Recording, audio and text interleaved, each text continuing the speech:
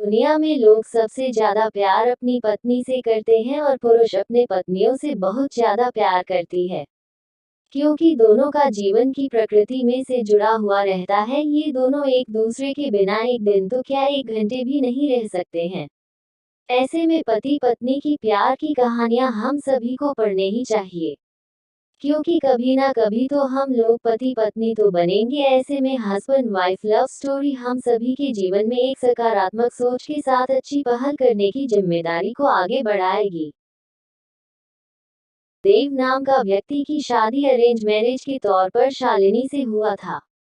दोनों की शादी अरेंज मैरिज होने के कारण वे दोनों एक दूसरे को पहले से नहीं जानते थे। शादी के बाद दोनों एक दूसरे को जानने पहुंचाने का काम चालू हुआ। कुछ ही दिनों में दोनों एक दूसरे को अच्छी तरह से जल्दी पहचानने लगे थे। जब दोनों में अच्छी तरह से पहचान हुआ, दोनों एक दूसरे को समझने लगे थे, तो देव को लग रहा था कि उसे एक बेहतर ही पत्नी मिली है, क्योंकि उसे पूरी तरह से समझने के बाद उसे समझ में आ गया था कि लव मैरिज करना कोई जरूरी नहीं है, अरेंज मैरिज में भी अच्छी पत्नी मिल जाती है। दोनों की नई नई शादी हुई थी, इसी कारण से दोनों एक दूसरे को अच्छी तरह से समय देते थे। उसके बाद दोनों एक दूसरे के काम में हाथ बटाया करते थे। पति पत्नी दोनों में खूब ज्यादा प्यार होने लगा था। अब उसकी पत्नी भी देव को समझ गया था और उसे किसी भी प्रकार का कोई काम या किसी प्रकार की कोई सामान जरूरत पड़ने से पहले ही उसकी पत्नी उसे के सामने हाजिर कर देते थे। एक दिन देव अपने दोस्त को सूरज को अपने घर दावत पर बुलाया था। देव और शालिनी के प्यार देखकर सूरज बोल उठा, कर तुमने तो अरेंज मैरिज की है, लेकिन तुम्हारी पत्नी बहुत अच्छी है, तुम्हारा बहुत ज्यादा ख्याल रखती है और तुम दोनों भी अच्छी तरह से अपना काम कर रहे हो। तुम्हारी पत्नी तो बहुत ज्यादा खूबसूरत है और हर काम में तुम्हारा बहुत ज्यादा ध्यान रखती है। तुम बहुत ज्यादा खुशकिस्मत होगी, तुम्हें अरेंज मैरिज होने के बावजूद भी तुम्हें इतनी अच्छी पत्नी मिली है। एक दिन देव अपनी पत्नी से कहता है कि तुम जाकर तैयार हो जाओ, हम लोग कहीं घूमने जाने वाले हैं। हम लोगों को शादी की होगी इतना दिन हो गया है और बहुत सारे काम होने के कारण हमें टाइम भी नहीं मिला है घूमने के लिए। चलो वहाँ आज हम लोग घूमने के लिए कहीं चलते हैं। इतना सुनकर उसकी पत्नी शालिनी ने कहती है कि आपने तो बिल्कुल अच्छा कहा जी, बहुत दिनों से हम लोग कहीं घूमने नहीं गए, अच्छा हुआ आज आपने बोल दिया, हम लोगों का मन नहीं लग रहा था, चलो कहीं घूम कर आते हैं। दोनों एक कार में बैठकर घूमने के लिए निकल पड़ता है। रास्ते में जब हाईवे पर गाड़ी जाती है तो उसे एक बड़ी गाड़ी में टक्कर होने के कारण दोनों दुर्घटनाग्रस्त हो जाते हैं। देव को जब हो जाता है तो वह हॉस्पिटल में था, जैसे ही होश में जाता है वह अपनी पत्नी को ढूंढने लगता है।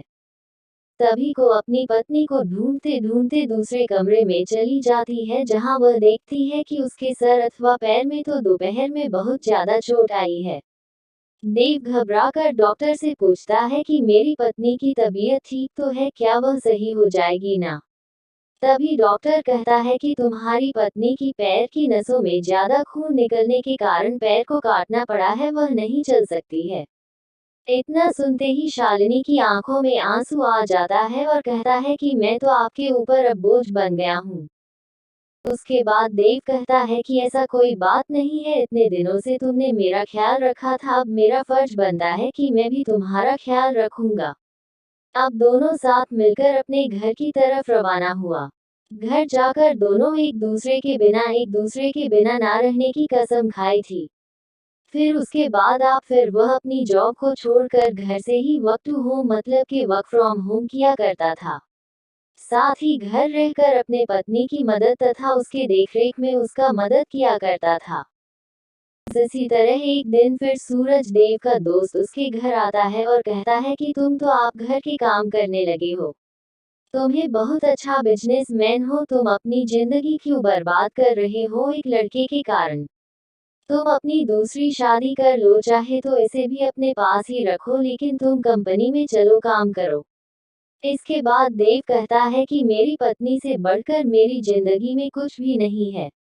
मैं उसकी देखभाल हमेशा करूंगा और करता ही रहूंगा, क्योंकि हमेशा से ही मुझसे प्रेम करती थी और हमेशा से ही हम लोग पति पत्नी आपस में प्रेम करते रहेंगे। फिर वह अपने दोस्त को कहता है कि तुमने एक बार आया था और मुझसे कहा कि तुम्हारी पत्नी बहुत अच्छी है, तुम बहुत खुशकिस्मत होगी, तुम्हें ऐसी पत्नी मिली है। फिर आज क्या बात है, क्या तुम इस प्रकार के बाद मेरी पत्नी के लिए उपयोग कर रहे हो? आखिरकार जितना दिन उसने मेरी मदद की है, मेरा भी फर्ज बनता है कि मैं उसे जिंदगी भर मदद करता रहूंगा। इतना सुनते ही पीछे से उसकी पत्नी भगवान से प्रार्थना करती रहती है कि भगवान, आपने मुझे इतना अच्छा पति दिया है कि मैं इसका शुक्रिया कैसे अदा करूंगी। और वह सदा के लिए एक दूसरे से प्रेम करते रहे और अपनी जिंदगी को आगे बनाते रहे।